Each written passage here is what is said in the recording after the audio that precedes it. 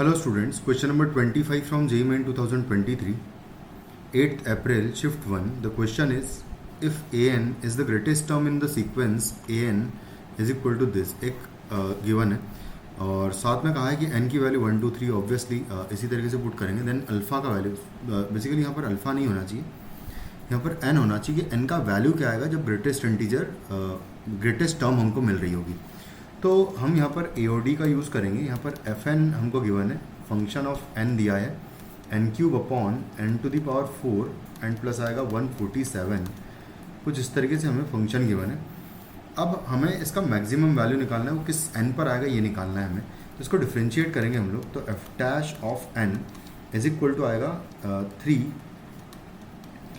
n² आएगा और इंटू आएगा n to the power 4 plus 147 और फिर आएगा minus n³ as it is आएगा into differentiation of this will be 4n³ divided by आएगा n की पावर 4 प्लस 147 का स्क्वायर हो जाएगा ये.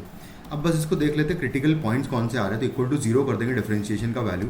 तो यहाँ से अगर देखें ऊपर से तो n² कॉमन आ जाएगा. तो n² कॉमन लेंगे अगर, तो यहाँ पर बचेगा क्या, 3 अंदर मल्टीप्लाई कर दूंगा यहाँ पर मैं, तो 3n टू द पावर 4 बचेगा प्लस यहाँ पर आएगा 3 इंटू 147 आएगा और माइनस यहाँ से बचेगा 4n³ बचेगा basically, sorry 4n to the power 4 बचेगा यहाँ पर, क्योंकि n² हमने सिर्फ कॉमन लिया है और डिवाइडेड बाय जो था वो तो खैर हालांकि हम लोग उस पर डिपेंड कर ही नहीं रही चीज़, तो क्योंकि वो ज़ीरो कभी होगा ही नहीं. अगर हम चाहते हैं कि ये पूरी क्वांटिटी ज़ीरो हो तो ये तो ऑलरेडी पॉजिटिव है, तो इसको डायरेक्टली हटा दो, कोई दिक्कत नहीं. और ये भी पॉजिटिव आएगा ऑलवेज.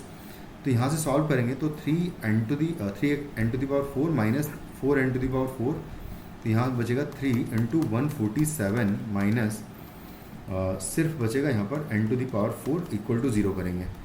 तो यहाँ से जो क्रिटिकल पॉइंट्स आ रहे हैं वो आ रहे हैं n to the power 4 is equal to मैं रखूँगा 3 इंटू 147 आएगा,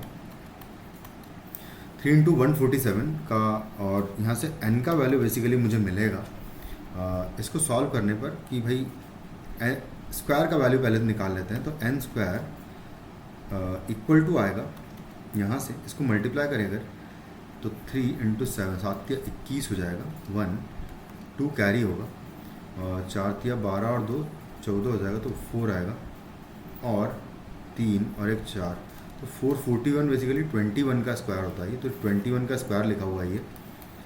तो यहाँ से आ जाएगा n² का वैल्यू प्लस माइनस 21 आएगा, बट n² नेगेटिव नहीं हो सकता, इस वजह से प्लस 21 ही ले लेते हैं.